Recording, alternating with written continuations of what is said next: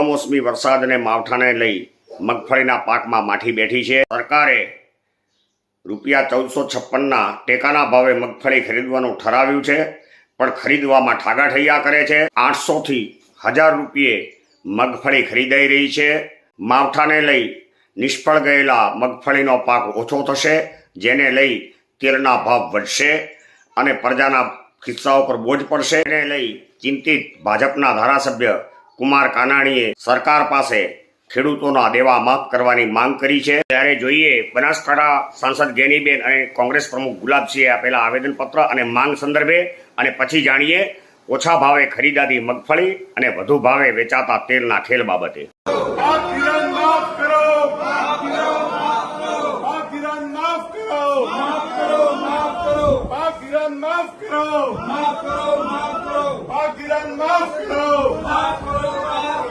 ખેડૂતોના દેવા માફ કરો, માફ કરો, માફ કરો।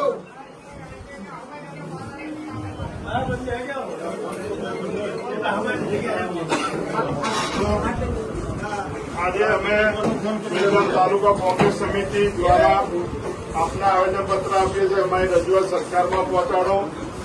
જેમ અતિવૃષ્ટિ, પૂર અને છેલ્લા માવઠાના લીધે ખેડૂતો પાયમાલ થઈ ગયા છે। સરકારે પાક વીમા યોજના બંધ કરી છે। સરકાર જો ઉદ્યોગોના દેવા માફ કરી શકતી હોય તો ખેડૂતોના પાક ધિરાણ માફ કરે ને જેટલું પણ દેવું છે માફ કરે, કેમ કે આખું વર્ષ અમારું નિષ્ફળ ગયું છે। તો સરકારે જો પાક વીમા યોજના બંધ કરી હોય તો સરકારે દેવા માફ કરવા જોઈએ। એની રજૂઆત લઈને અમે બધા આવ્યા છે ને અમારું આવેદનપત્ર સ્વીકાર્યું છે। કમોસમી વરસાદ એટલે કે માવઠાથી ખેડૂતોના પાક નશ્યત થાય છે।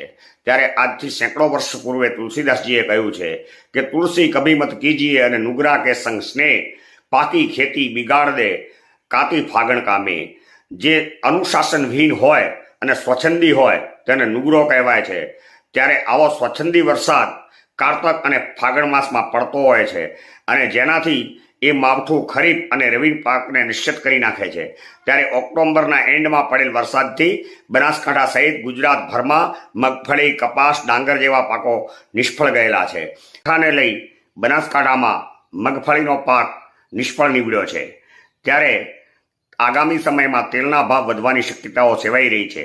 ભૂતકાળમાં 22 અને 23માં આવા માવઠાના કારણે સિંગતેલનો ભાવ 3000ની સપાટીએ પાર કરી ગયો હતો।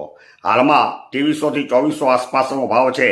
ત્યારે મગફળીનો પાક નિષ્ફળ જતા તેલનો ભાવ વધશે અને જેનો બોજ પ્રજાના ખિસ્સા ઉપર પડશે। ત્યારે બીજી તરફ સરકારે મગફળીના ટેકાના ભાવ ₹1456માં ખરીદ કરવાનું ઠરાવ્યું છે, પરંતુ ખરીદી કરવામાં સરકાર ઠાગાઠૈયા કરી રહી છે। ખરીદી કેન્દ્રની તારીખો ખરીદીની આપ્યા પછી પણ તેઓએ ચાલુ કર્યા નથી। ત્યારે વર્તમાન સમયમાં ડીસા એપીએમસીમાં 30-40 હજાર બોરી અને લાખણી એપીએમસીમાં 3000 બોરીની આવક થાય છે, અને એવરેજ 800 થી 1100 ખરીદાય છે। ત્યારે સસ્તા ભાવે ખરીદાયેલ મગફળી અને તેલના ભાવની તેજીને લઈ તેલના ખેલ સંદર્ભે સરકાર જાગૃત બની ખેડૂતો અને પ્રજાને પડતી હાલાકી દૂર કરવા પ્રયત્નશીલ બને તે ઇચ્છનીય છે। આવા તટસ્થ સમાચારો જાણવા માટે ચેનલને લાઇક કરો, સબસ્ક્રાઇબ કરો। ભારત માતા કી જય।